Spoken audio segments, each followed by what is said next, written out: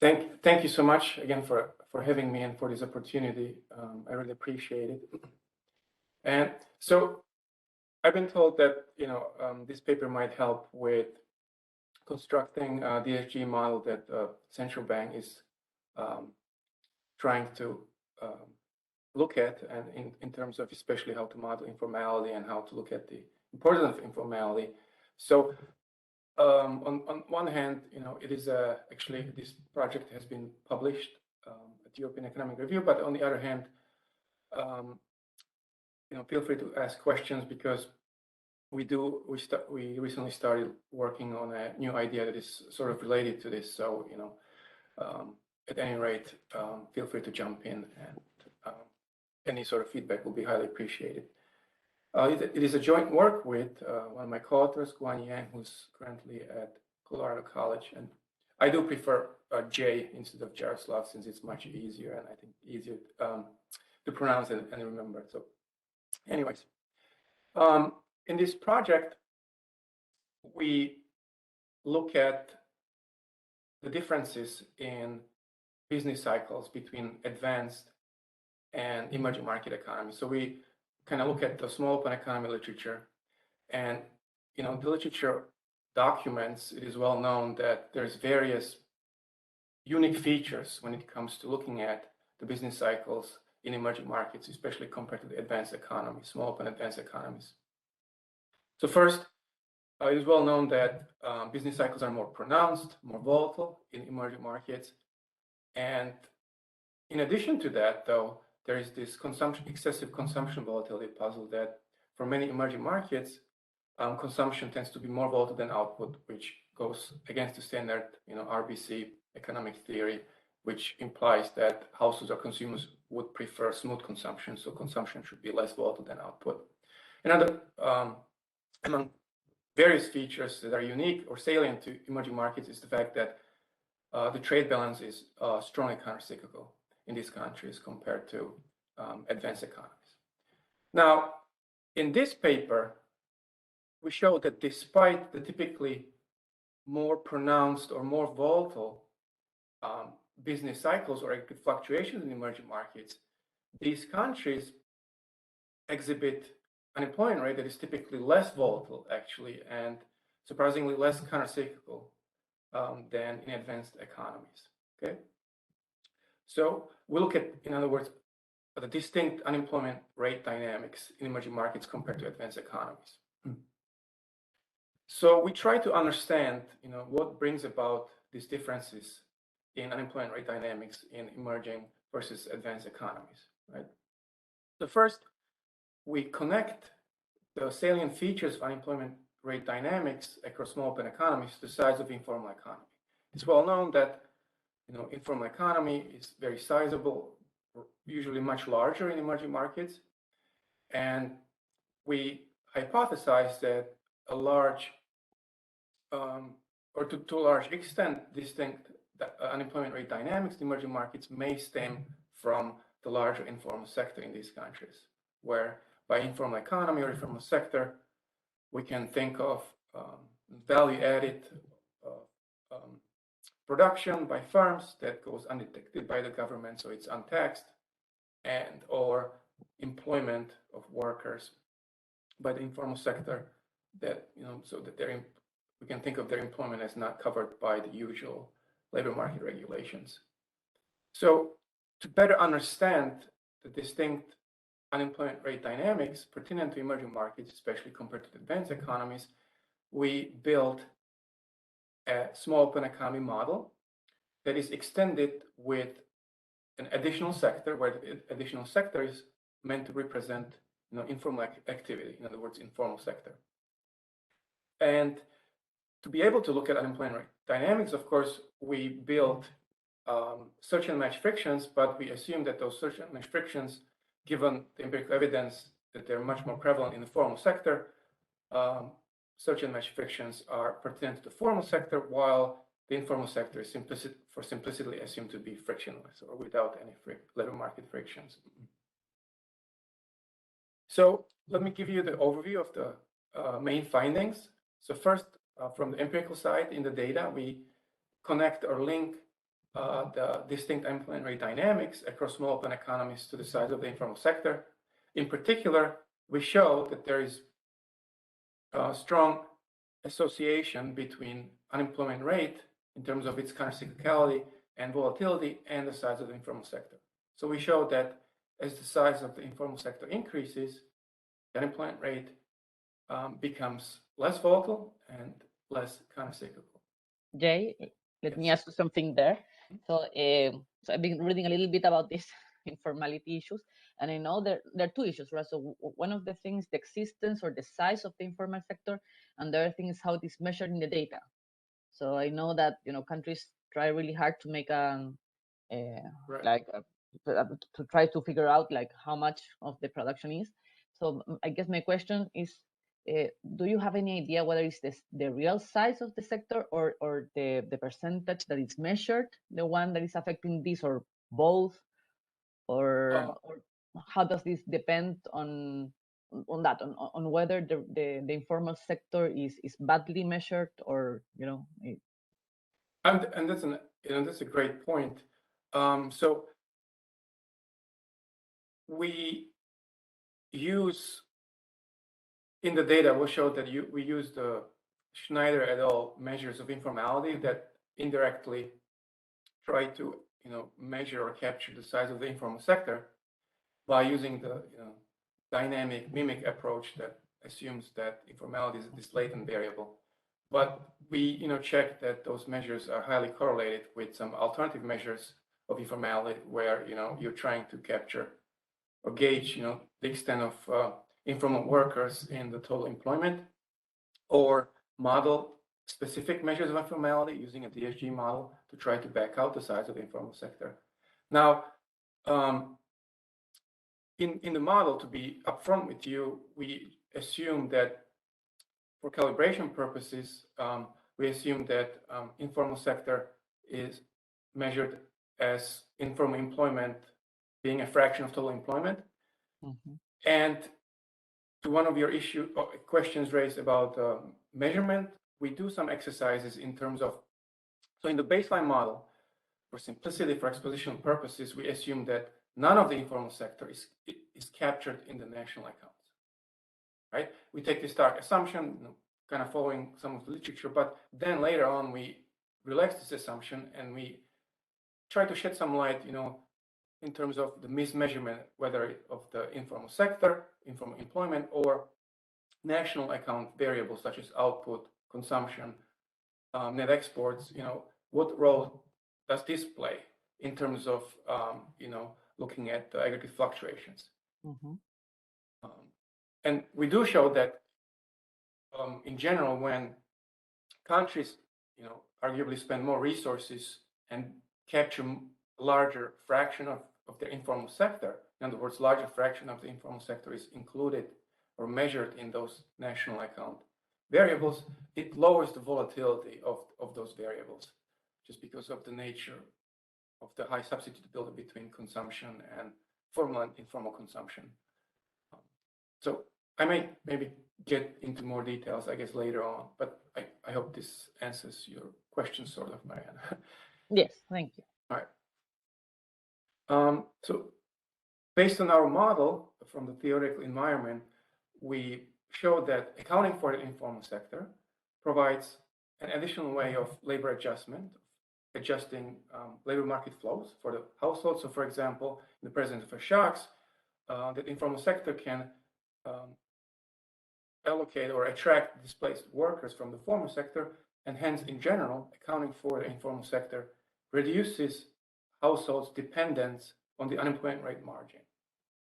So as a result, we'll show that accounting for the informal sector in the presence of search and match frictions in the formal sector and no frictions in the informal sector, the size of the informality will matter for the unemployment rate dynamics, as we observe in the data, but also in general, informal sector will matter for, in particular, will aggravate or amplify the volatility of the formal or measured aggregate quantities or variables, while lowering the volatility and countercyclicality of unemployment rate as accounting for the informality, reduces again that household dependence on the unemployment rate margin when it tries to reallocate labor market flows in response to various shocks.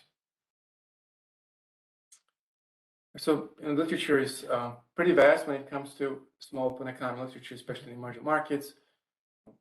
Jay, can I ask you something? Yeah, of course. So you're going to take the informal sector as given. You're not going to try to explain why it has a certain size for a certain economy, right? Exactly, right. So thank you for pointing it out. In this paper, we don't go into it's beyond the scope of the paper, to try to look at the causes of the informal sector. We take it as given, and then we calibrate the size of informal employment relative to the total employment. In other words, informality in the model, so that it reflects, the measured informal sector in the data. And then we change that calibrated value to try to see to what extent changes in the informal sector matter for fluctuations, in particular unemployment rate dynamics. But I think there's a paper by Aruoba, I don't know how to pronounce his name, I apologize, in JME, I think in 2020, that does look at exactly at the question you raised, some causes of why informal sector exists, right? Such as labor tax regulation or others. Yep. Jay? Yes. Ernesto here from the bank. In the previous results, could you tell us whether the added and informal sectors, what are the implications for the performing of the model regarding the Scheimer puzzle?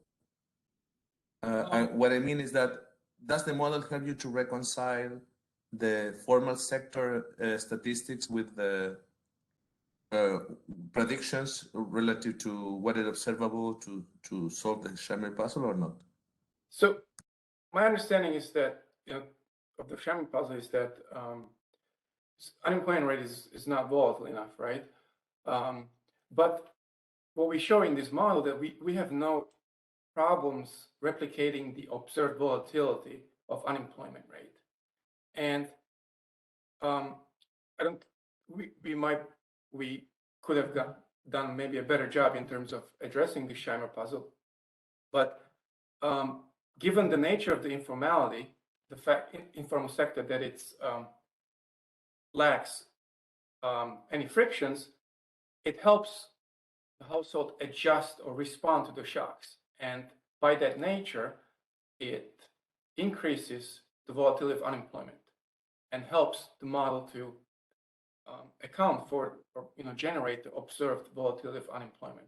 Because when the shock hits, I cannot adjust formal employment because of the frictions, but I can adjust informal employment because there is no frictions. I can relocate workers at least from the informal sector, between informal sector and unemployment. So you shut down completely the informal sector? We don't do that. Does the model replicate the Scheimer puzzle? So there is too little volatility of employment relative to GDP? We do show, we don't do it in the paper, yeah, and we don't go that way. But given the mechanism of the model, I would say, and so when if we shut down the informal sector, I think the model will be very similar to the one of Boss et al. In JMCB, who have sort of difficulty generating the observed unemployment rate volatility. So to that extent, I would argue that yes, the model helps, accounting for the informal sector helps generating or increasing that volatility. Okay, thanks.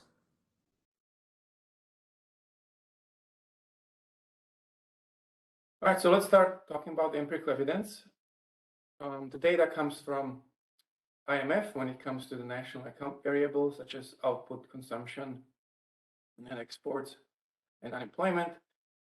We have an unbalanced panel that starts in 1980 and ends in 2018, second quarter. So national income variables such as consumption, output are deflated, and all variables are deseasonalized and HP filtered. So we're looking at the cyclical components and cyclical variation in these variables.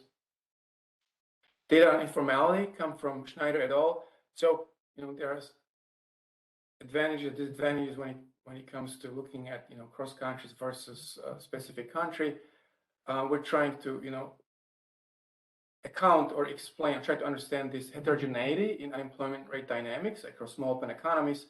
So we need a data set that has data on all of our countries in terms of informality and that is comparable. And that's why we use the data in Schneider et al., which is a balanced panel over 1999 to 2007. We do check that, at least for the countries that are available, there is high correlation between the measures of informality provided by Schneider et al. And some other alternative measures of informality that measure informality as a fraction of informal employment of total employment, or the size of the informal sector is estimated or backed out using a DHG model. So using the data, we find, as in the literature, that on average, can you see my mouse? Yeah, okay. That advanced economies exhibit a much lower volatility of output than emerging markets, right? This is the first sort of salient feature of emerging markets, that the business cycles are much more pronounced there.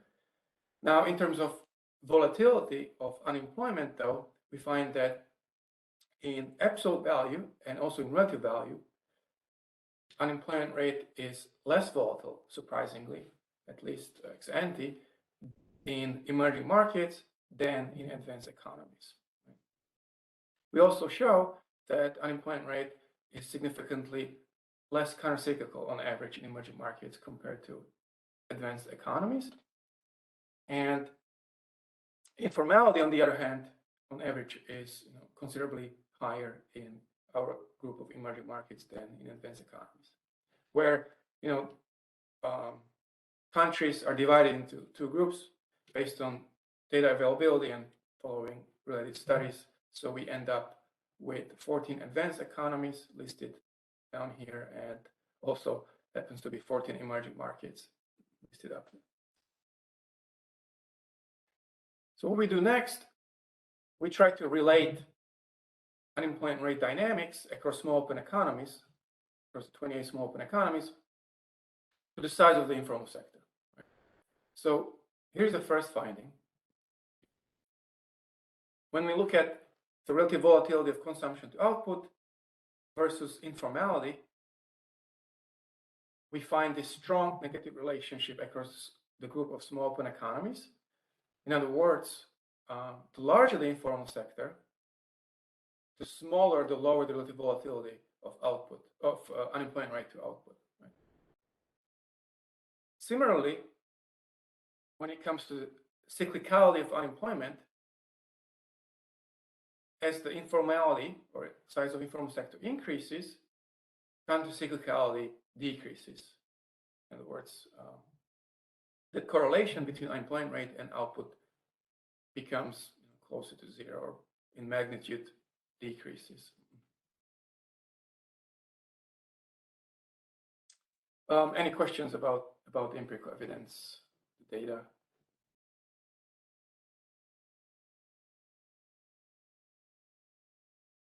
There is a question in the chat. Okay. Give me a second. It disappeared on me. Yes, it says it's from Enzo. Enzo, I couldn't make you a panelist, I'm sorry. It says, will you present evidence of the informal sector being less frictional, or can you point me to a reference? I will not present evidence on that. We, I think, just cite a couple of papers.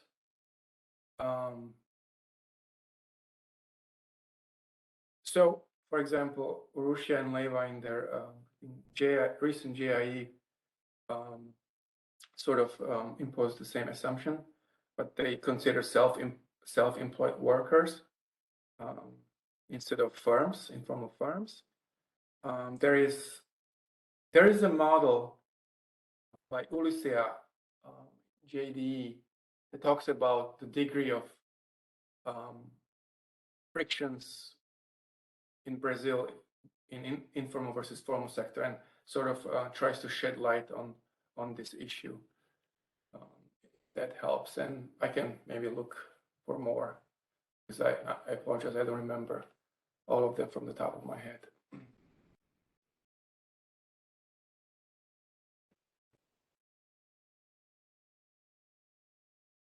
So let's talk about the model next. First, a brief overview. So it is a small open economy model with two sectors. The formal one exhibits certain match frictions, and given the formal nature of these firms, firms are registered with the government, so they have to pay taxes on their wages. The informal sector is frictionless. Informal firms are not registered with the government, so they don't have to pay taxes. But on the other hand, they do face a probability that is endogenous. It depends on the size of the informal sector and how much resources are spent on surveillance. And this probability determines, the likelihood that an informal firm will be audited and caught, and hence and in this case, informal firms will be subject to penalties or fines. They will have to give up a fraction of their produced output. The household will be representative with members working in formal and informal sector or not working, which we will call in our setup unemployed, and will issue non-contingent debt in national financial markets, a typical feature of small open economies. There will be three sources of uncertainty in the model, or in particular, there will be formal productivity shocks, informal productivity shocks, and interest rate shocks. Jay? Yes. One question here. So here in the model, the informal sector exists because it doesn't pay taxes, or like, what is the benefit of being informal here? And the cost, I guess, there's like the probability of being audited, right? So right, and yeah, they don't pay taxes. There are no frictions that they, and there will be a different. Yeah, so the wages will be different because of the taxes. Okay, and if you don't put that the probability of being audited, would this sector like eat the other sectors? Like, would it be much more, like profitable? Or I don't think so. We actually initially we didn't have that probability there, and once we calibrate this probability in our model, it turns out to be fairly small. So even accounting for the probability and the fact that when audited and caught, informal firms have to, or half of informal firms' output is seized by the government, still, overall the probability is small. So it doesn't matter that much, I would say. And we did have a model before we doubted it. I guess that's the final question. So does this really happen? So I'm not so familiar with with real life informality issues. Like, I have no idea how much do the governments audit firms and seize the products, like in empirical evidence,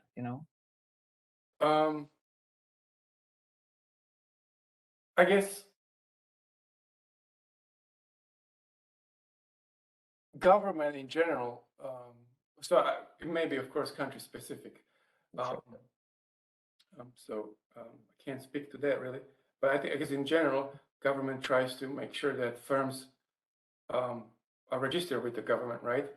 I guess it cannot really differentiate ex ante if the firm is formal or informal. It was a reduced form way to try to create a cost, and something that one of the referees wanted to see. Sure. So we're like, okay, basically, to create some additional costs for those informal firms, and the fact that, but we don't have any transitional dynamics, I guess, to answer your question. That once you're an informal firm, you're an informal firm, and same thing for formal firms. There are models out there that try to model this sort of transitional dynamics between sectors in terms of firms, but we don't do it here, just for simplicity. But yeah, I would have to think about it more in terms of how. So I don't know how important it would be. I guess it depends again on the question you're trying to ask or answer, whether you would want to go that way.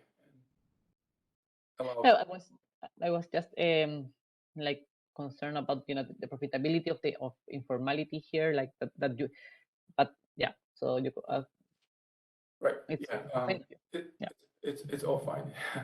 Perfect. Yeah, so both types of firms are subject to decreasing opportunities to scale because they just employ labor. There is no capital for simplicity, and those profits are rebated back to the household. Jay, Yeah. I have one question. Hi, this is Miguel from the Central Bank. I know the paper, the title is in a small open economies, but I don't know if you're gonna relax that assumption. Do you need the economy to be small and open to replicate what you want, or is it that you're looking to analyze other variables like the trade balance or stuff? Yeah, so we don't relax that assumption in this paper, just given the literature we are trying to contribute to, because we're trying to compare apples with apples, small open advanced economies versus emerging markets, which are by nature small open economies. Now, if we did relax that assumption and say consider some other, especially large advanced economies, then this modeling assumption of the economy taking the world interest rate as given would not really apply anymore and would be subject to criticism.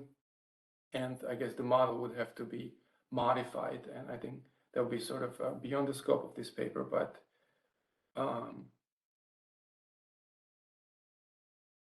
yeah, Yeah, I guess my question is how maybe later we can talk about it, but how much the mechanism through which the interest rate doesn't adjust and is given, plus probably a risk premium or something, contributes to your results in this case.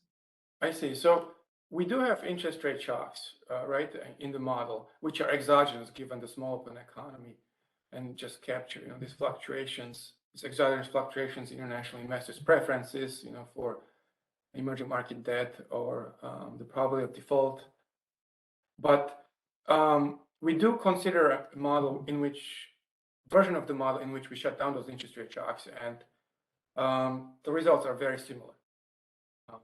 There are studies that whose main results do hinge on having interest rate shocks in the model, but that's not the case in our model. In our model, we find that form productivity shocks are by far the most important shocks. Thank you.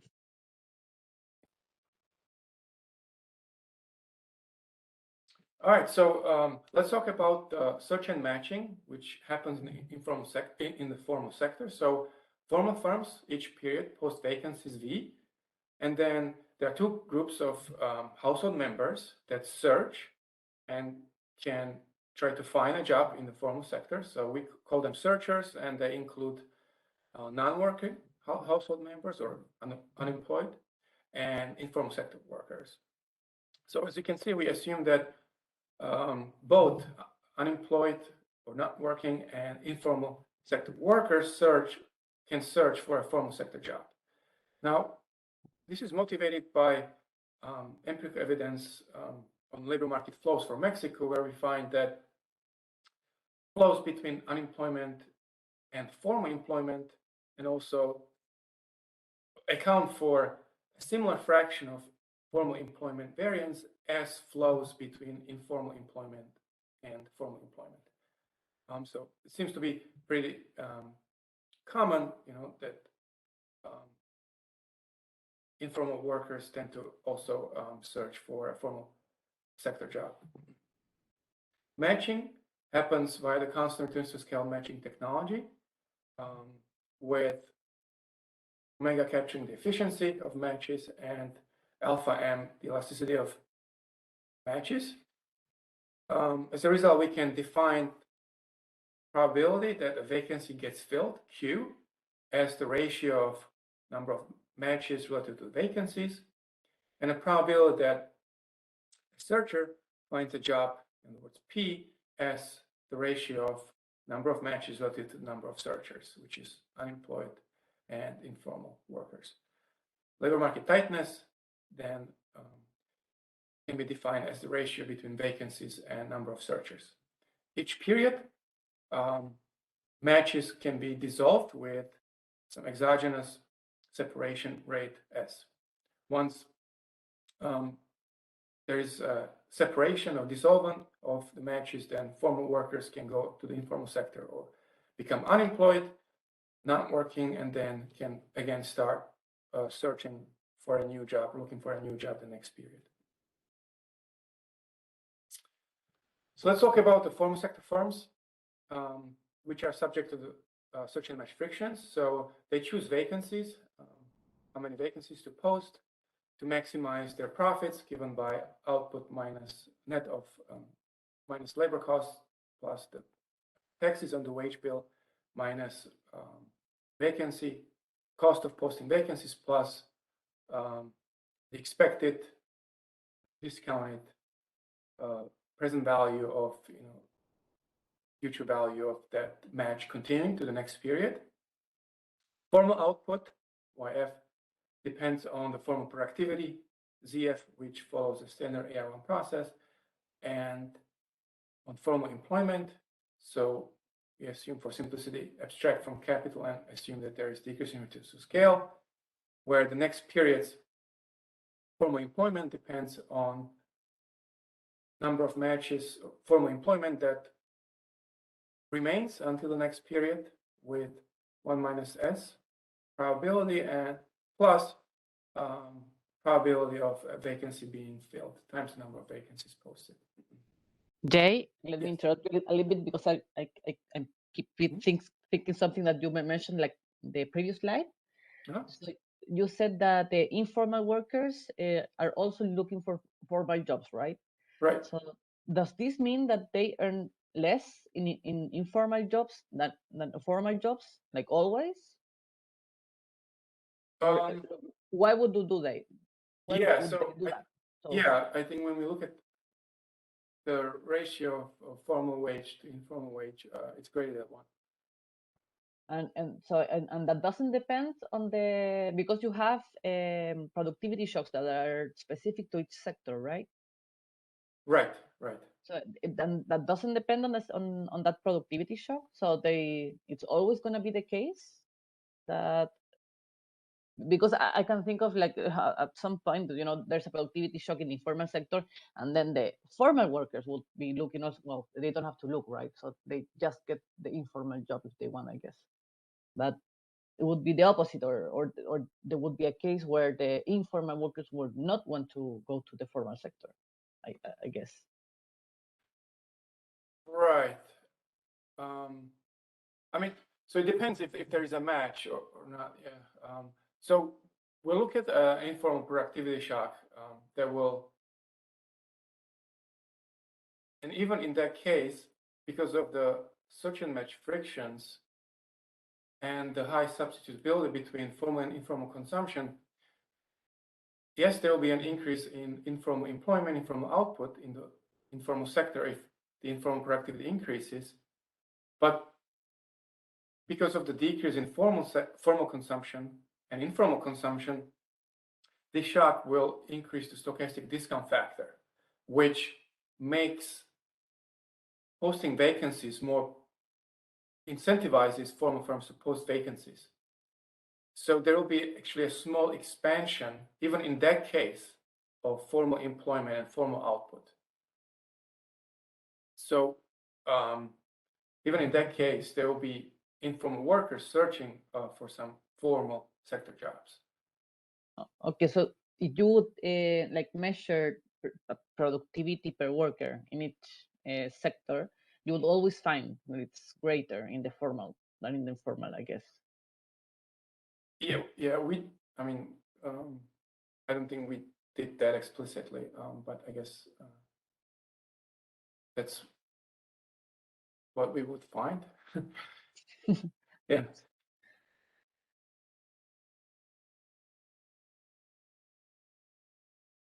All right.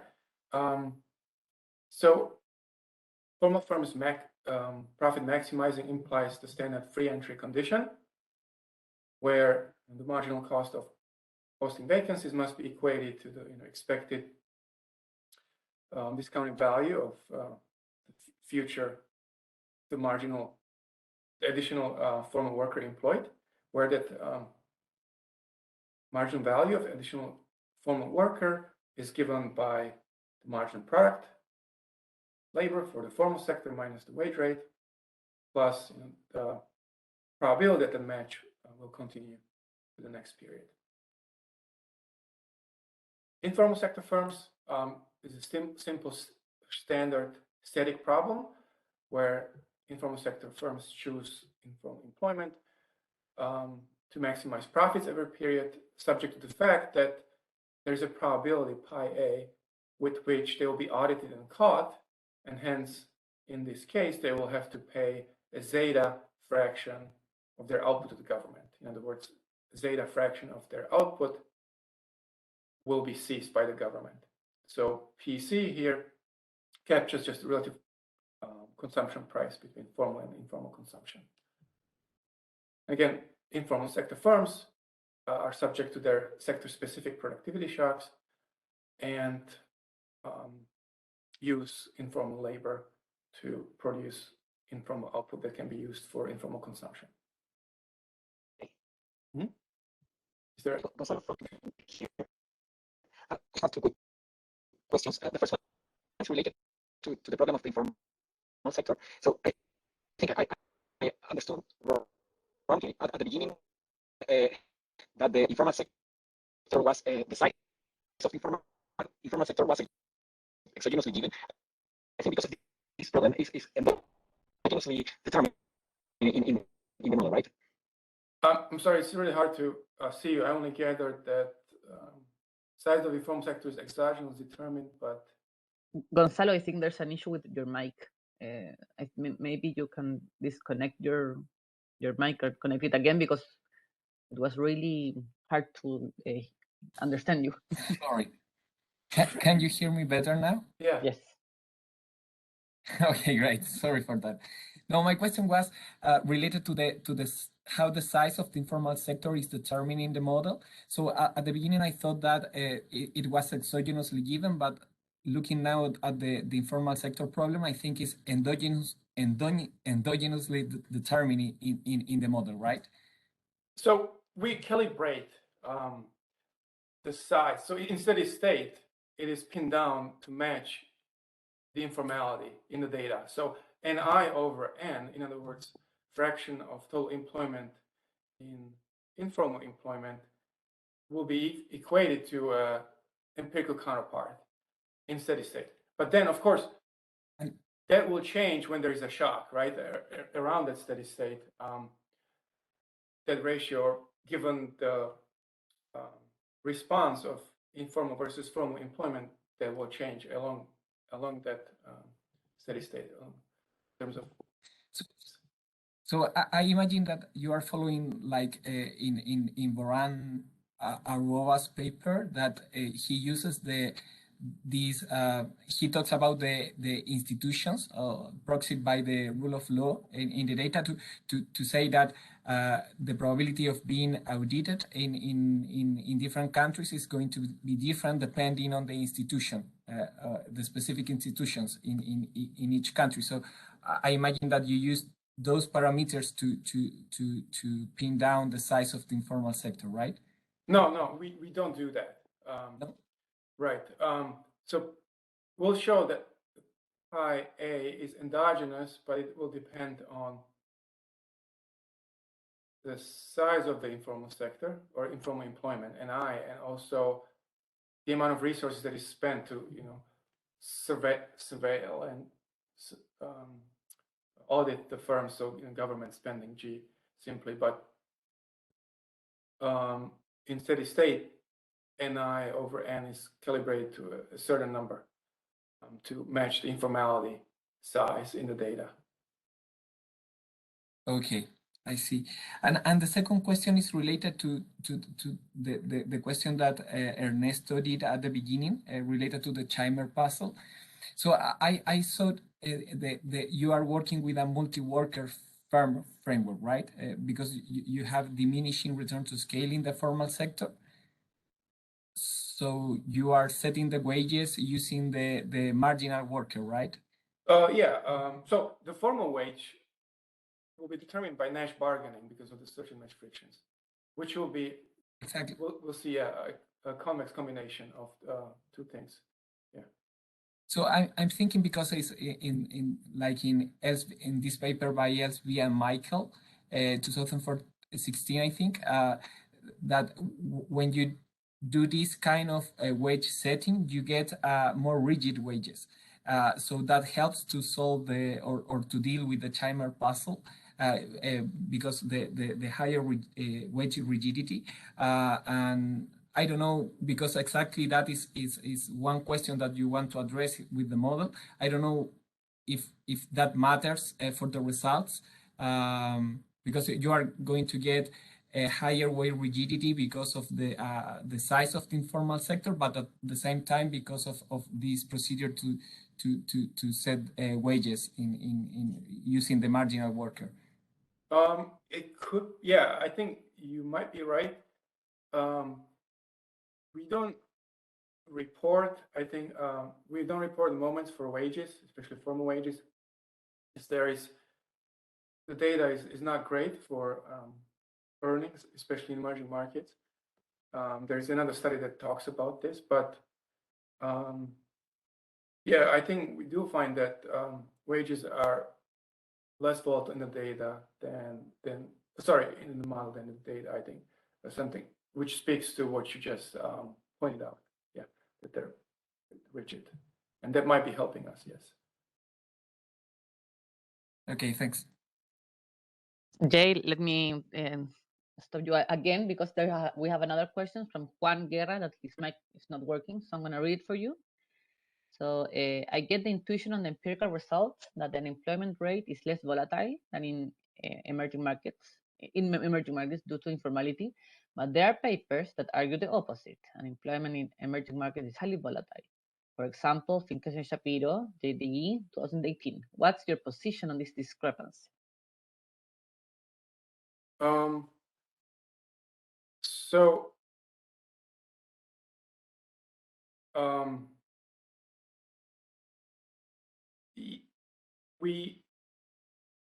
I don't think Finkelstein Shapiro compares for his sample of countries.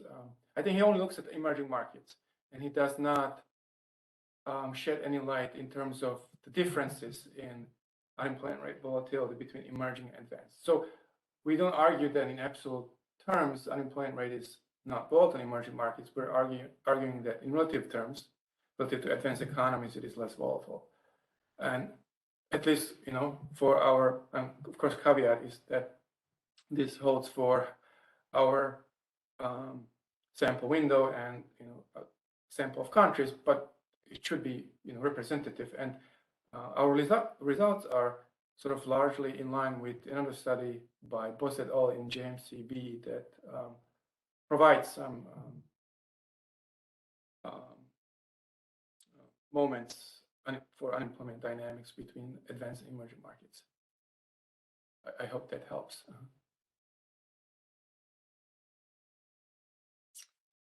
All right, so one more agent in this model is the household that maximizes the lifetime discount utility of lifetime value of expected discount utility that depends on formal, informal consumption and both types of employment by choosing or by subject to following budget constraint, where the profits from owning formal, informal firms labor income for working in the informal sector, taxed labor income from the formal sector, and issuing new debt. This total income can be used for consumption in the formal sector, informal sector, and for paying off debt from last period. And also the utility maximization is subject to the formal law of motion or formal employment. Next period's formal employment depends on how many matches survive for the next period and the probability that new searchers find a job in the formal sector. And lastly, subject to the usual time constraint or time doubling constraint, where we normalize it to be equal to 1, and which is equal to the sum of members of the household working in the informal formal sector and not working or unemployed. Pretty standard optimality condition for the household. I will not spend too much time there. I would like to talk about the functional forms. We use log utility of total consumption. So CT will be total consumption and will be standard CES aggregator of formal and informal consumption, where iota captures the share of formal consumption in the total consumption, and 1 over 1 minus E will be capturing the elasticity of substitution between formal and informal consumption, which conceivably is high, given the very similar sort of quality of formal and informal consumption goods. Total employment will be the sum of formal and informal employment, and the real interest rate that the country faces in international financial markets will be a sum of 3 components. The first one is a constant world risk-free rate, R bar. Then we have the penalty term that captures the cost of debt deviating from the steady state level of debt, and then we'll have the country spread that is exogenous and will follow in logs an AR1 process, capturing exogenous fluctuations in interest rate that emerging markets typically face in international financial markets. On Nash bargaining, so the formal wage will solve the following problem. Both formal and formal firms and formal workers will bargain to try to maximize their surplus. This term in brackets gives the surplus of formal firms expressed in utils, and similarly for the household or for the formal workers in particular. And it can be shown that after a little bit of algebra, the expression for formal wage will satisfy the following equation. More specifically, formal wage will be a convex combination of 2 components. The first one capturing the marginal product of formal employment plus cost of posting vacancies given labor market tightness, and the difference between informal wage and the disutility of working in formal and informal sector relative to the marginal utility of formal consumption, where the weights in this combination depend on the bargaining power of workers, firms, and also the taxes levied on formal firms and formal workers. I'm sorry, Jay. Yeah. Can you go back 1 slide, please? I just have a small question. Yeah. Oh, okay, yeah. In the consumption, so it's a composite of formal and informal goods. So what you're saying here, okay, there will be that parameter, iota, I guess, that will be the one that pins down the relative size of the informal sector, no? When you calibrate, I guess. I mean, that's like a shortcut to get it. And that's one question. And the other one is, because of the way you're doing it, I mean, in a paper I also have it the same way, but don't you think that they are actually the same kind of goods, just traded in like legal and not so legal markets? Why do you take this composite as a shortcut to model consumption, and not just assume that they are the same good and you just buy it to one or another firm, right? Okay, so related to your first question, IOTA did just so it. I remember the calibration exactly, but IOTA does depend on the size of the informal sector. So it's calibrated the other way around, that given the size of the informal sector taken from the data and several other things, IOTA is pinned down such that it satisfies our some of the first order conditions and pins down the value of formal to total consumption. We take this CS aggregator because it's a more general form, and I guess a less strict assumption that formal and informal goods are perfect substitutes. But I think if you set E go to infinity, or this CS form nests, I think something you're thinking about, where the total consumption would be just the sum of CF and CI. Yeah, the question is because when you do that, you get the endogenous relative price, right? And that relative price will play, it could play a role in hindering or exacerbating your mechanism, like hidden in the model, in the equilibrium. I don't know if it does, but it could. It does to some extent, but we played around with that elasticity of substitution to double check it doesn't matter much, and that's what we find. We vary, the value of that elasticity of substitution between formal and informal consumption, and doesn't impact the results much. I think the action is coming more from that the flows between formal and informal sector in terms of the unemployment in the labor market. Thank you. All right, a couple more other things to close the model discussion. The probability of an informal firm being audited depends on the amount of resources that are devoted to audit, in other words, government spending, G, and the size of informality or informal employment, and I, raised to some parameter nu, which you can think of as intensity of government surveillance for simplicity. In the baseline, we set it to 1 and then show that it doesn't really matter. But that means that the government each period just balances its budget, so equates spending to its revenue coming from taxing formal firms, formal workers, and also from seizing a fraction of that informal output with the probability IA. So market clearing, this is standard in this literature. Informal consumption can be used on unseized informal output.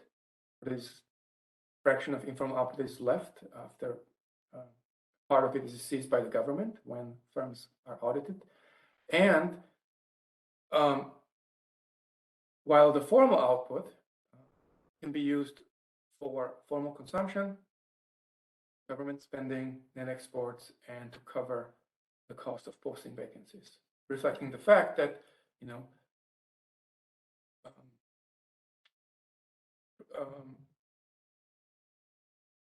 large fraction of net exports is accounted for by, or tradable goods accounted by formal consumption or formal output.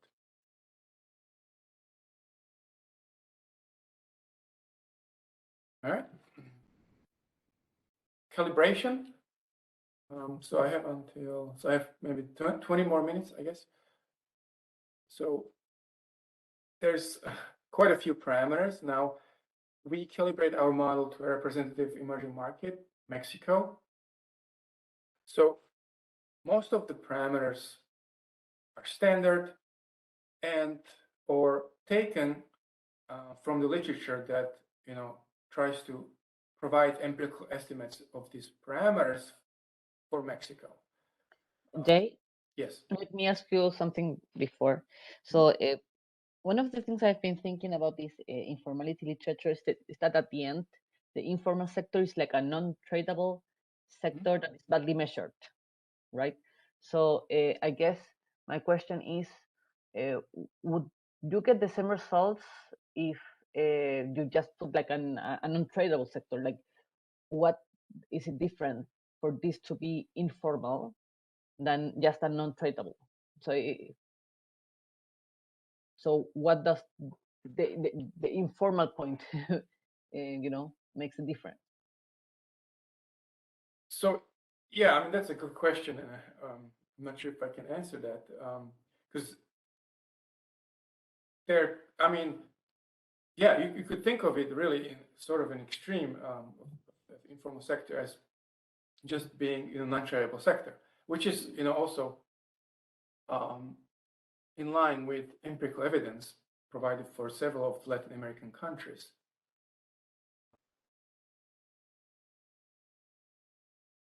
So I guess it has to do maybe with the labor market, right? So the issues that the labor market works differently, like that dependence on the informality is the key that makes this different than just assuming that an untradeable sector, I guess, or something like that, maybe.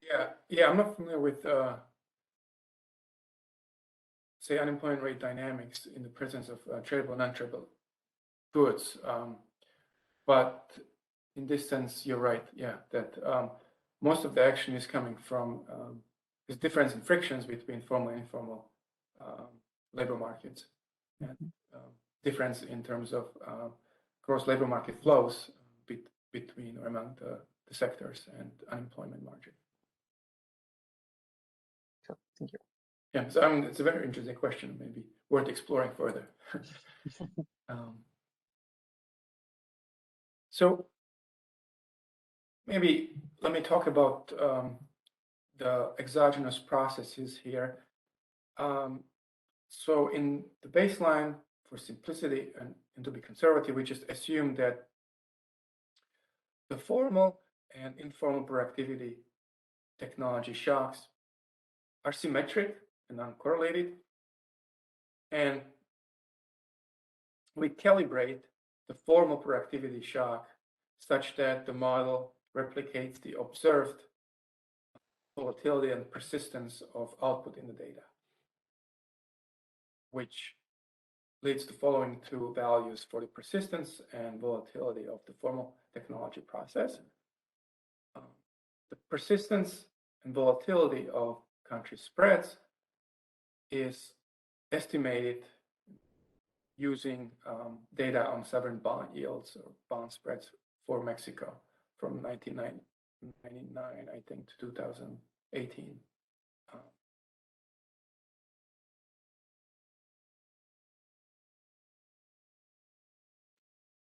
The size of informality, again, is calibrated in steady state and is taken from the data. So size of informal employment, NI, relative to the total employment is equal to, say, 0.3. That's the value that Schneider and also several other studies find for Mexico.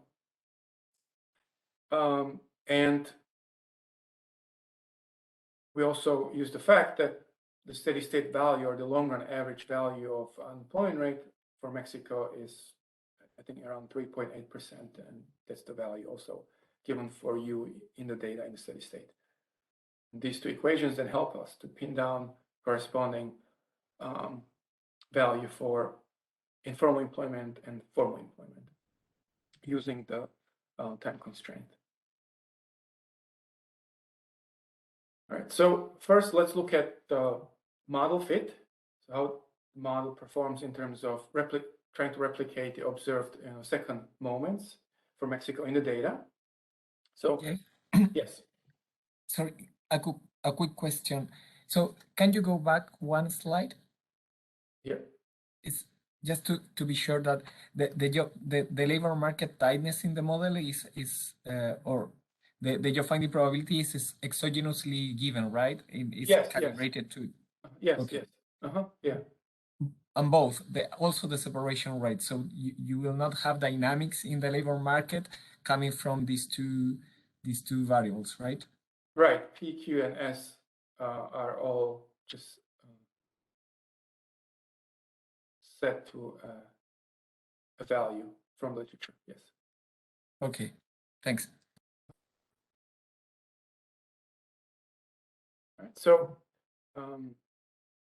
volatility of output is replicated by construction because it's a targeted moment. But let's look at some other moments. So first, the model produces some of the salient features of emerging markets, such as the fact that consumption is more volatile than output, as in the data. And also, there is countercyclicality of trade balance to output ratio, as in the data. In addition to that, and importantly, the model replicates or does a good job of generating the relative volatility of unemployment rate to output, and also the countercyclicality of unemployment rate, although the model does to some extent overestimate that countercyclicality of unemployment.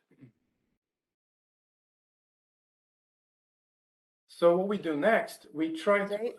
Just a question. The results in terms of consumption and the trade balance, are they given by the shock that you have to the interest rate? If you shut down the informal sector, would you still get that consumption is more volatile than output, and you have this negative correlation between the trade balance and output?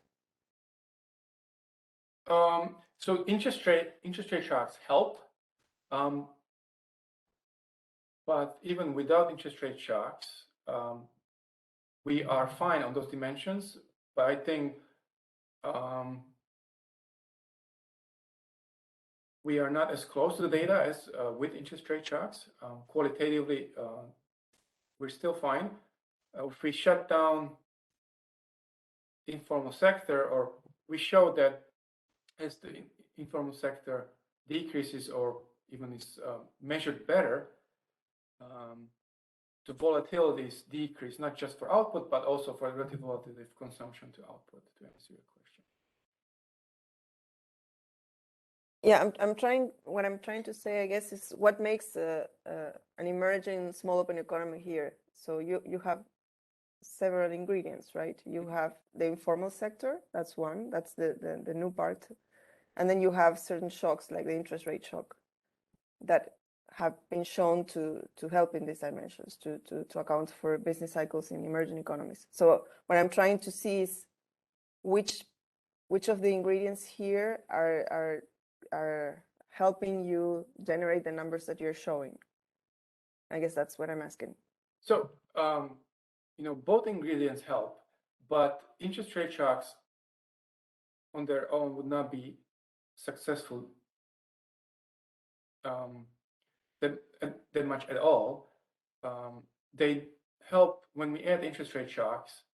They help quantitatively, somewhat, but when the informal sector is much more important in generating these observed style effects, whether it's the consumption dynamics or unemployment dynamics. So if you don't have the interest rate shocks, you would still get qualitatively the same, but the numbers would be a little bit further apart from the data.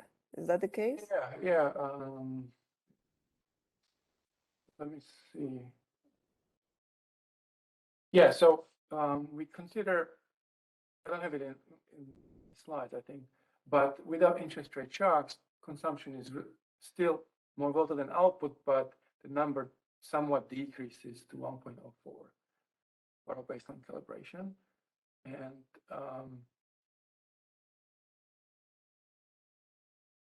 the unemployment rate becomes a bit less volatile, all is equal, and a bit more countercyclical.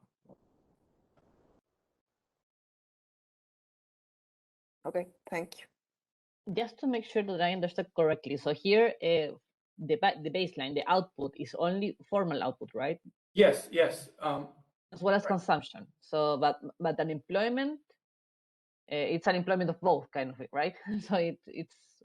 Yeah. So, right. In our baseline, we assume that output is Y is really YF in the baseline, and C is CF, and NX is just NX, and doesn't account for, in other words, national account variables do not capture any of the informal sector. But I think in a bit we'll show what happens when we relax this assumption. When, say, the observed or measured output does capture at least a fraction of the informal activity.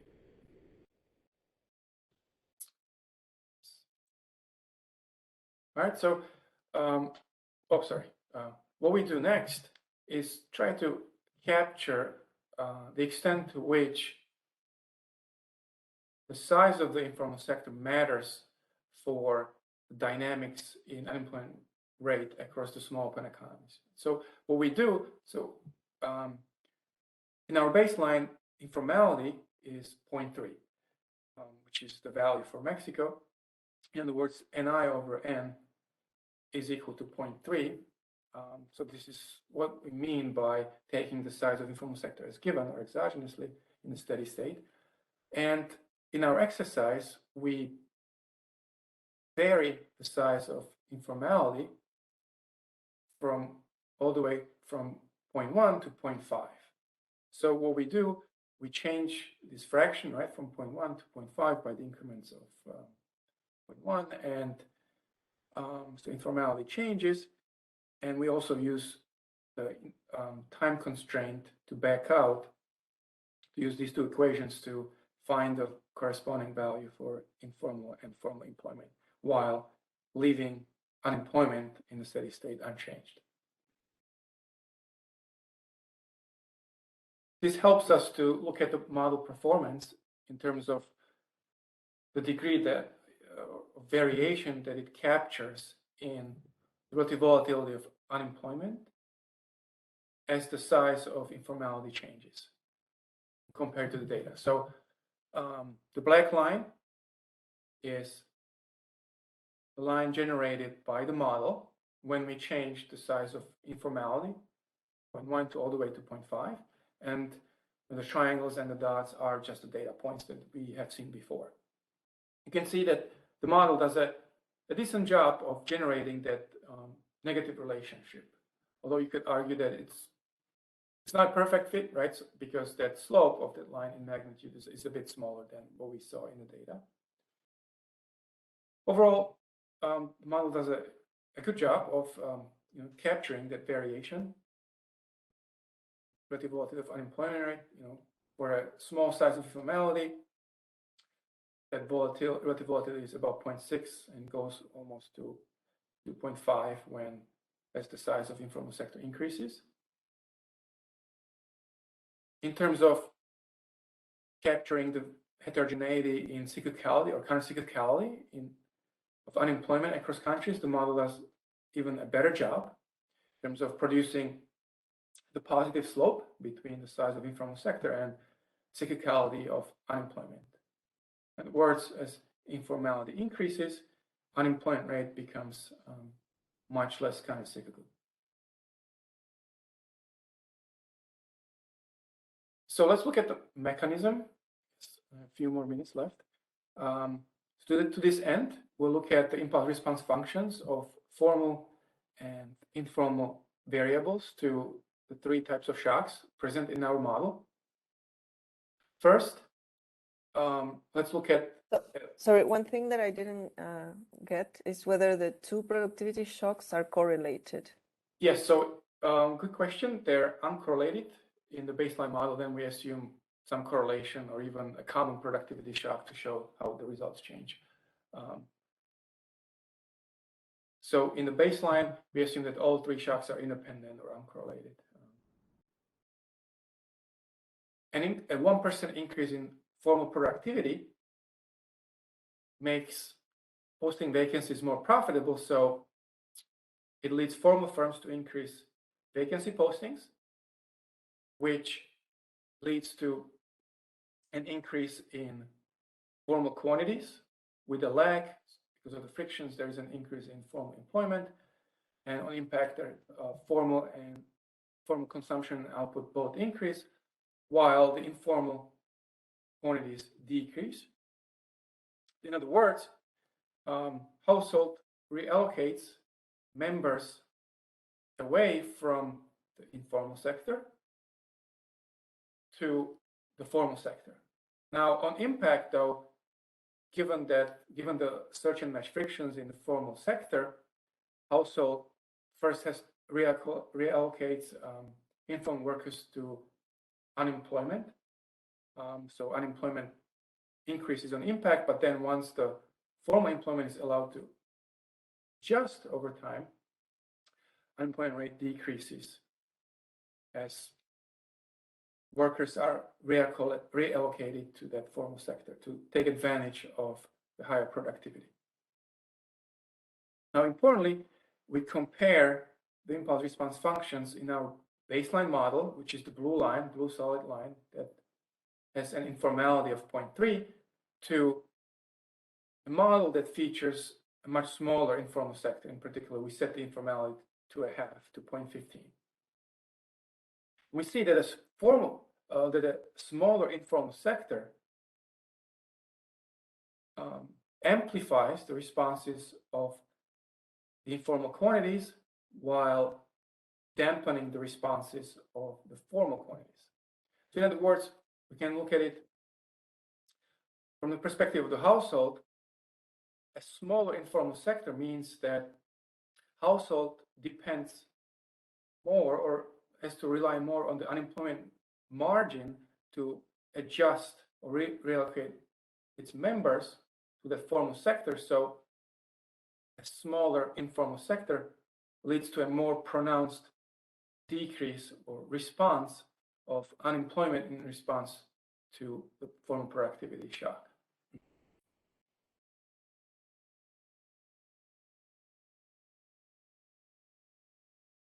When it comes to the informal productivity shocks, an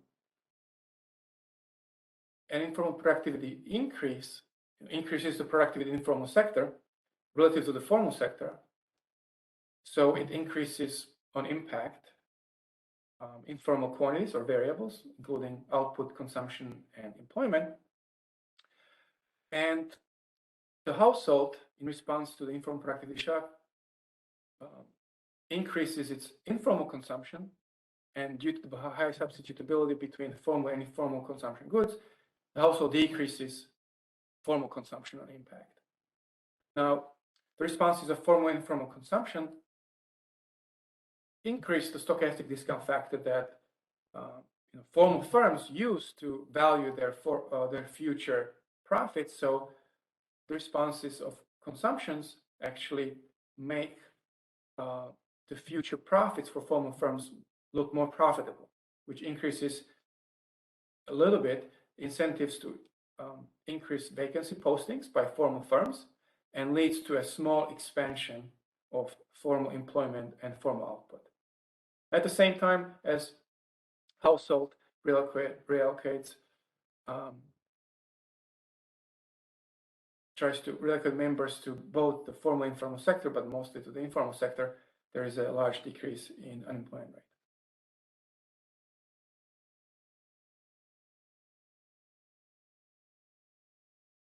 Similarly, as with formal productivity shocks, a larger informal sector means that the household is less reliant on that unemployment rate margin, which leads to more pronounced, more aggravated responses of formal quantities and less aggravated responses of informal quantities as the informal sector pool of informal workers shrinks. The last shock considered in the model is the interest rate shock. So interest rates affect the rate at which formal firms discount their future profits. and the rate at which these profits are valued by formal firms. So an increase, a 1% increase in interest rate, will increase the rate at which formal firms discount their future profits. In other words, it will decrease the value of future formal firm profits, and as a result will disincentivize formal firms from posting vacancies, and as a result there's a decrease in vacancy postings by formal firms, and resources are allocated away from that formal sector to the informal sector. So we observe decrease in formal quantities while the informal quantities increase. I guess I have 10 more minutes and a couple more slides left. So let me maybe briefly talk about the extensions, and then I can leave a few minutes for discussions and more questions, I guess. So one thing I wanted to briefly talk about is the mismeasurement issue. So we compared the baseline model with 3 other cases. Column 2 and column 3 are similar in the sense of simply scaling up or down the informal employment. Intuitively, it tries to capture the fact that a certain fraction of informal workers may be attributed to unemployment, although they're not supposed to be, or other way around, a certain fraction, we consider for simplicity 5% of informal workers can be double counted. In other words, they can be counted as formal and informal workers in both informal and informal employment, and it scales down or up depending on the mismeasurement of informal workers, the unemployment rate and the countercyclical of the unemployment rate. What is perhaps more interesting is that last column, when the output, consumption, and exports will account also for a fraction of informal activities. So, imperfectly measured output will be formal output plus some fraction phi of that informal output, right? Similarly for consumption, and then net exports will be difference. So Fernandez and Meza find that informal output accounts for about 12% of the observed output, which pins down the value of phi. And for us, it implies that about half of informal output is measured in national accounts. And that column 4, it shows that once countries do a better job measuring informal quantities, output volatility decreases. Also, the relative volatility of consumption to output decrease as formal and informal consumption goods are very close substitutes, and it decreases as a result. It increases the unemployment rate volatility relative to output, and also somewhat the countercyclicality output of unemployment rate. So all in all, better measuring the national account variables such as output, consumption, and accounting for a larger fraction of informal activities brings overall the model-generated moments closer to the ones that are observed for advanced economies. Right? We did a couple more exercises. We played with, there is no empirical counterpart really for the size of informal activities that are seized when informal firms are audited and caught.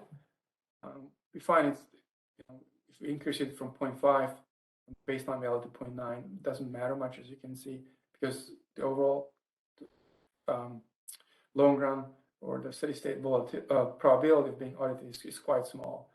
So also similarly, the surveillance intensity of government surveillance of these informal activities does not matter much what matters is the size of the informal sector. And again, if we decrease it, volatility of output will decrease, relative volatility of consumption will somewhat decrease, and we'll have a higher relative volatility of unemployment rate and countercyclicality, again, moments that are closer to the ones in advanced economies. So let me maybe wrap it up here. We present novel empirical fact that relates the size of the informal sector to unemployment rate dynamics. And we show that the informal sector is key in trying to understand the unemployment rate dynamics behavior in small open economies. Particularly, we showed that the larger the informal sector, the larger the reliance of the household on the informal sector, and the smaller the reliance of the household on unemployment margin. As a result, large informal sector then exaggerates or amplifies the response to the volatility of the observed quantities while dampening the responses of unemployment and also informal quantities. Thank you so much. Hope I left some time for questions or comments. Thank you, Jay. So let's see if we get a couple more questions.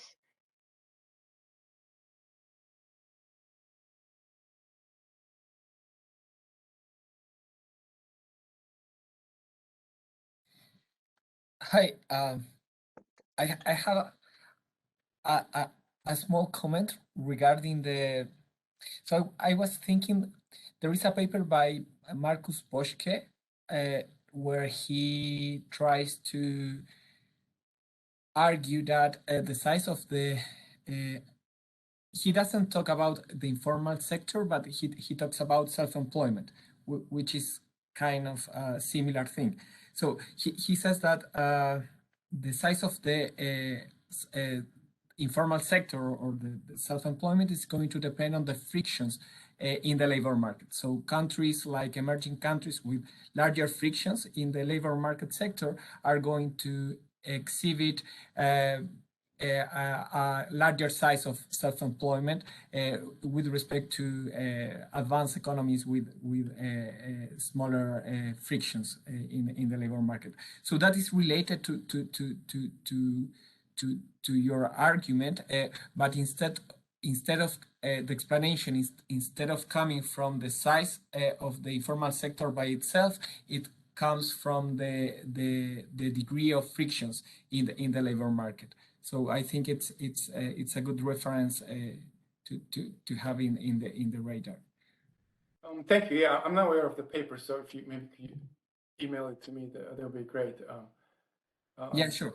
Yeah, so yeah, there's a paper by Urusha and Leva in GIE that tries to sort of relate the rigidity of the labor markets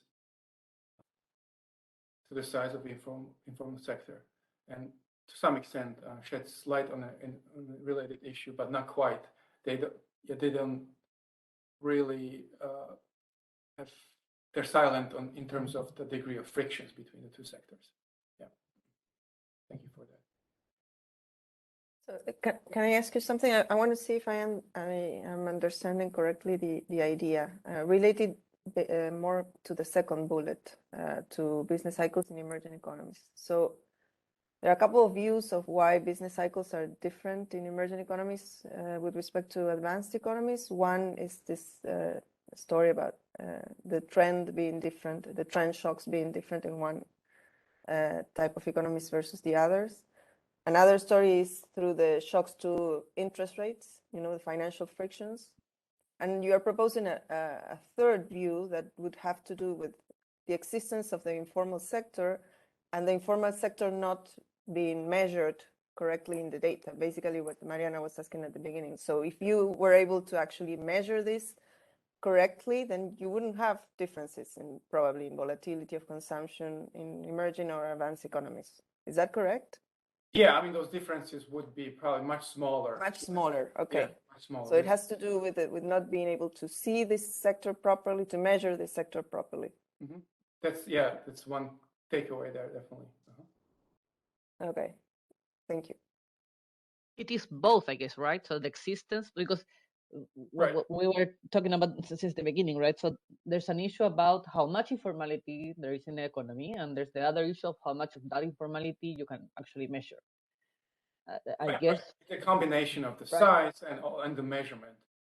Right, So but all of these ideas go through the fact that emerging economies cannot properly insure themselves against shocks, or these shocks are actually larger, like the trend story, or the insurance story that goes through the interest rate. Your story would be there is insurance because there is this informal sector in a way that allows you to kind of dampen sometimes some of the shocks, but you're not measuring properly. So it looks like you don't have this kind of insurance, but actually you have some kind of some mechanism.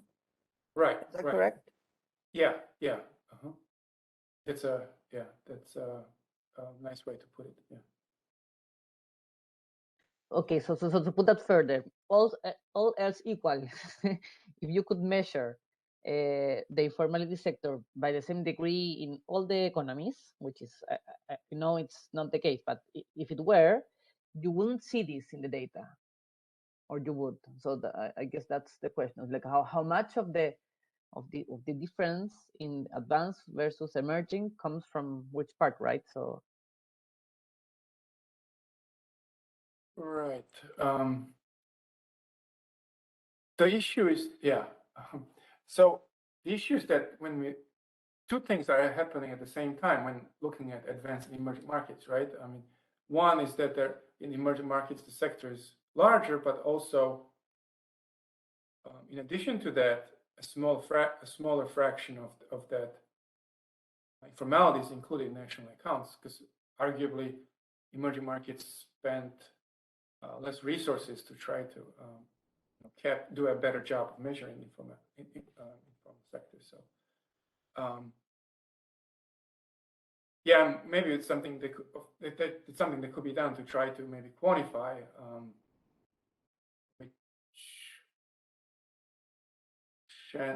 which would be more important to bring the model implied moments closer to the ones observed in advanced economies, right? mm-hmm.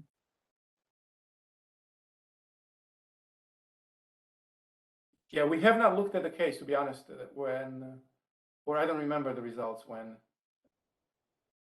say, all of the informality is captured, actually. But you can do that, right? In the Yeah, we context could of do the that. model, Yeah. that should be easy. Yeah. That would be interesting to see. Yeah, that's a good idea. Thank you.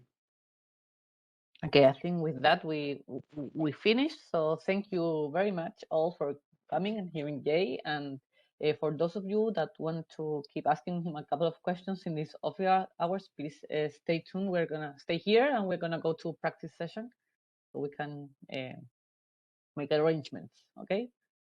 So Thank you so much, everyone. Yeah.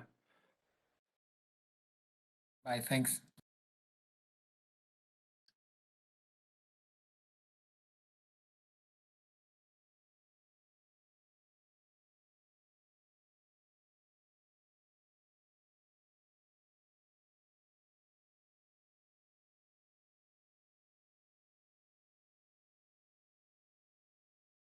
I don't think he can be in here with us, even though, no, because I cannot make him a panelist. I don't know why.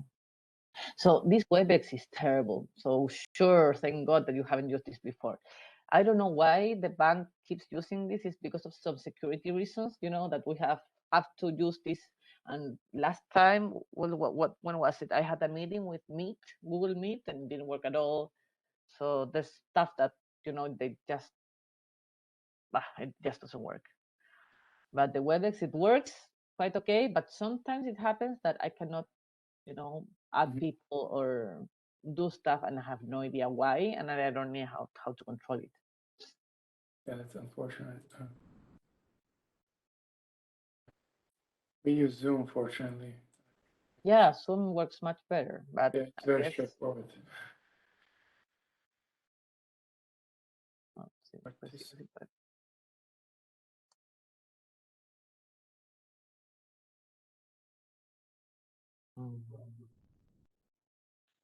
So he needs to be a panelist to be able to join our conversation.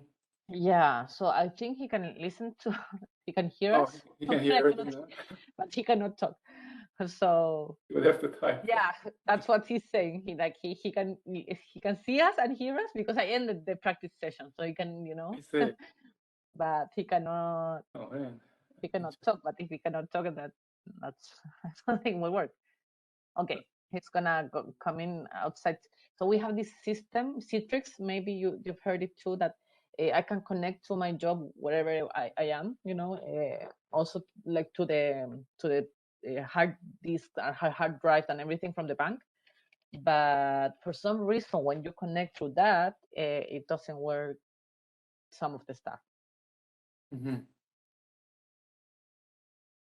Right. He's gonna try to disconnect and connect again outside.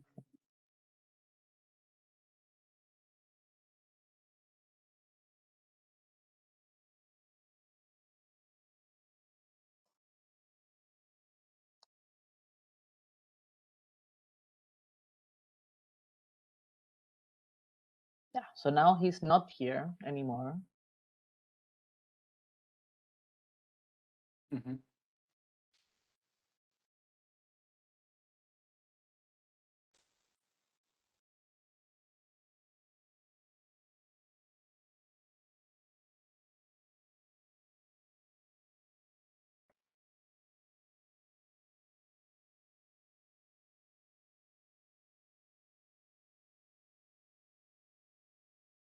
So we are still with these webinars instead of, face-to-face seminars.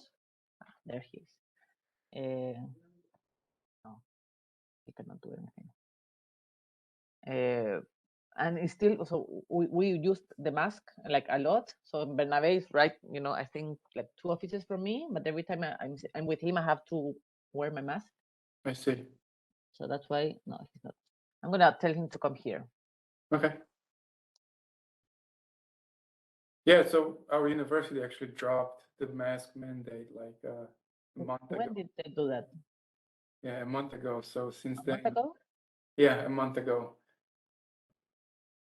Yeah, I just told him to come here. So he's gonna come here. Okay, so nice to meet you, Jay. You too, Maria. Thanks so much for inviting. Yeah, if I have any questions, I'm gonna write you for sure, huh? Yeah, of course. Looking forward to it.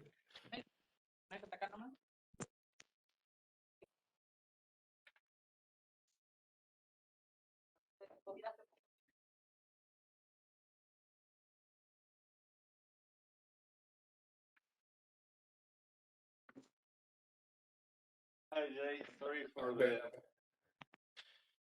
Let me hear me. Yeah, I can hear you. Okay, great. So I wanted to say hi. Have you been back to Mexico since that conference? No. That was my only time in Mexico so far. Yeah, no, that was a good workshop. We used to have an internal workshop at the bank where we discuss every week the informal sector, and I guess there Gustavo and Carlos started working on some projects. You talked to them. I don't know if they have any new projects. So I thought the presentation was very interesting, the stuff that you were working on, and especially so here I'm not involved in this, but in monetary policy and the informal sector, and you had an exercise with a shock to the interest rate, right? And I guess it suggests that there are many important mechanisms for monetary policy. So I think you showed that an increase in the interest rate will reduce activity in the formal sector, but it will shift to the informal sector, right? Right. So that has, it doesn't necessarily have to go that way, because if there's a consumption effect and agents reduce all consumption, including informal sector goods, it could also have a negative effect, or less positive maybe. So, and then it would have implications depending on whether prices are more rigid or more flexible in one sector than the other. So I thought that was very interesting, and I'm sure people here and Mariana, of course, would like to know more about that. I mean, she's working on that, and those are going to be some of the issues that come out. Yeah. And actually, speaking of Carlos, I met him right before COVID started in January of 2020, because I invited them.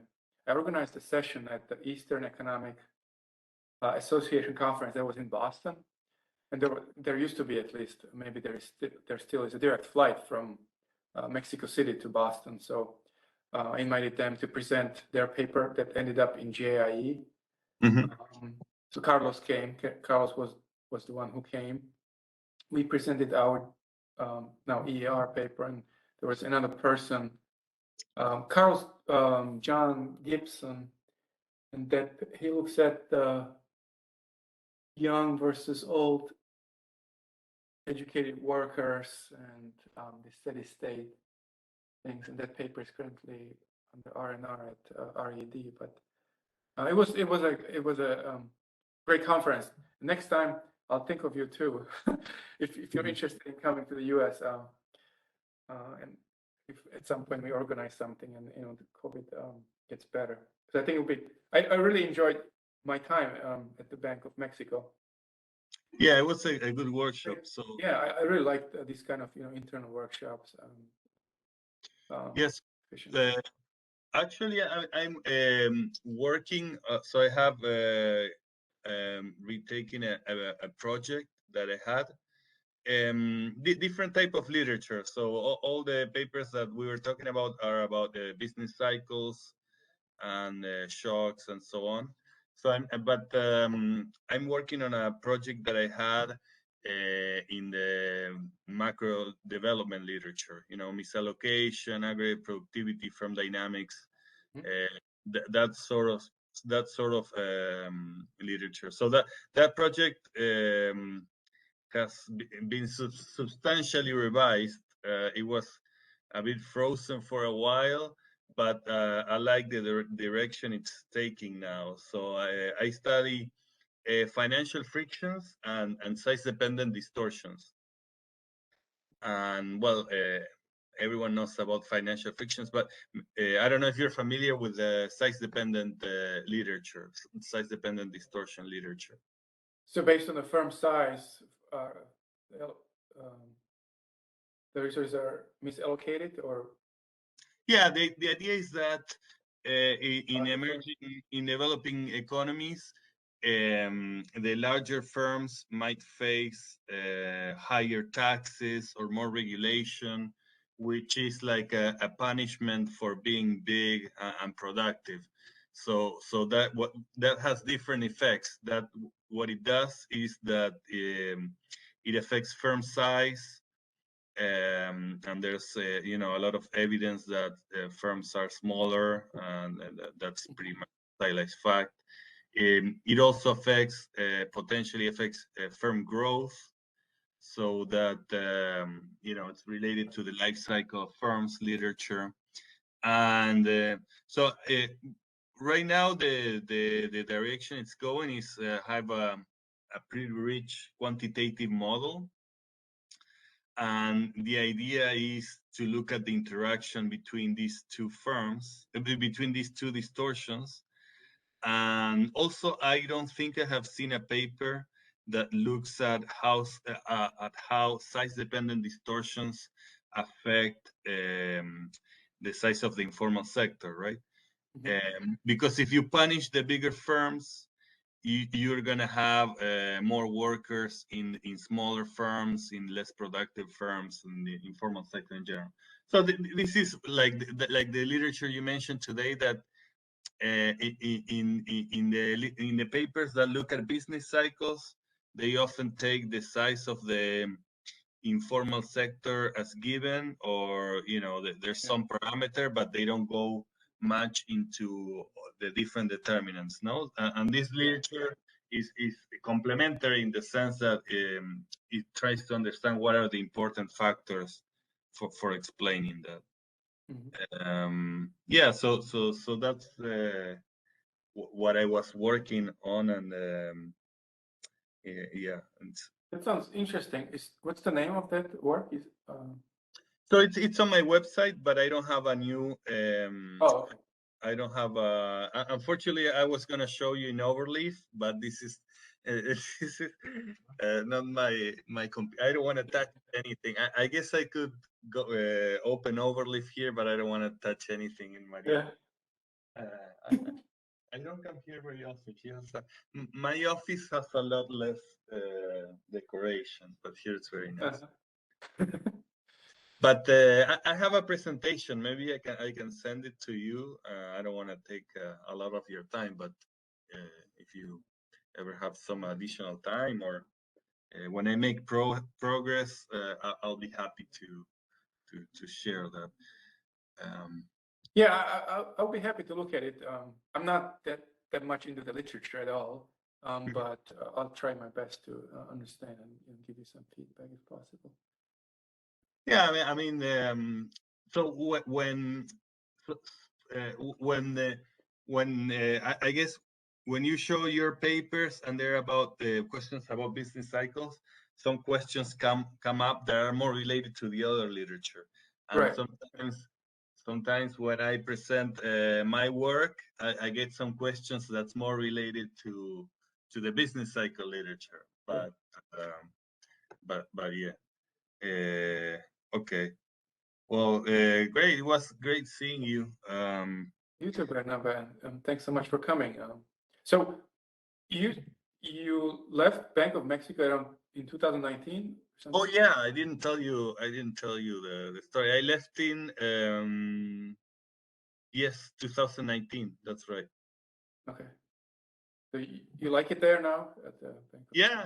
I mean, these 2 years have been very special. Well, I've been here for 3 years, and the last 2 have been very special. But right now we're going back to normal, and but I'm happy. I'm happy with all the maybe a bit less so last year. We had quite a lot of more policy work, but now I'm pretty happy about different projects. So broadly, I'm working in models of firms and trade. Also a project on monetary policy at the firm level, and this project that I was telling you about. So broadly, I'm working on firm dynamics and different applications. So trade is completely unrelated to informal sector, and that's completely unrelated to monetary policy. But yeah, those are exciting projects. Yeah, sounds very exciting. Hopefully, they go well. And you're gonna keep working on this on the informal sector? So we do have an idea with my co-author, but we haven't had time to start to explore it fully. And it will be sort of dependent also on data if we can find. What kind of data are you? Labor market flows for an emerging market at the monthly frequency, though. Mexico has very good data. Yeah, I don't know if you yeah. I'm pretty sure it's only at the quarterly frequency when it comes to labor market flows. Yeah, monthly might be hard. Yeah. So here an issue we have, and I remember talking to Mariana about this, is that, and I was interested about it for a different reason. There's not a lot of data of the informal sector here in Chile. I guess because it's relatively small compared to other countries like Mexico. In Mexico, it's very big, and you have a lot of data. Even in the economic census, there are a lot of firms that are informal, and some people have looked at that. And then you have micro enterprise surveys and labor flows. But okay, you said it's quarterly. But there's people pay a lot of attention. But here, there's not so much data. I think Brazil has a lot of good. Brazil has good data. Yeah. Usually, I know. Yeah, several studies that use microdata from Brazil. So. But why do you need monthly? We want to better capture the flows. We want to make sure that we're not missing any flows, attributing the importance of, say, out of labor force flows to employment. Because, at quarterly frequency, you can be missing flows first from out of labor force to unemployment and then employment, whether it's purely formal or informal. You know who? We had a recently we had a seminar by Nick Engbaum, and he was looking. Write it down. Yeah, from Stern, but I don't know if he had monthly data. But he was looking at labor market flows, and he was interested. What was he? Human capital, I guess. And yes, I remember now. So he wanted to look at human capital accumulation and how these are affected by labor market flows. And I guess the idea was, if you have more rigid labor markets, then in developing economies, the life cycle wage profile is going to be flatter. Your wage doesn't grow as much over the life cycle. I think that was more or less the main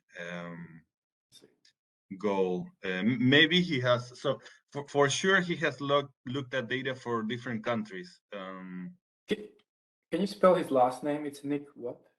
I think it's Swedish. It's Engbaum. It's ENGBOM. Okay, Engbaum. Okay, yeah. And he said Stern. If you don't find it, I'll look it. I'll look it up. Okay. I can find it very easily. Yeah, it should be. Yeah, I got it. Yeah, Nicholas Engbaum. Awesome. Thanks so much for that. Yeah, so I think it was the title of the paper was something like fluidity or some word like that. Okay. Cool. Oh yeah, labor market fluidity and human capital accumulation. Yeah. That's great. Awesome.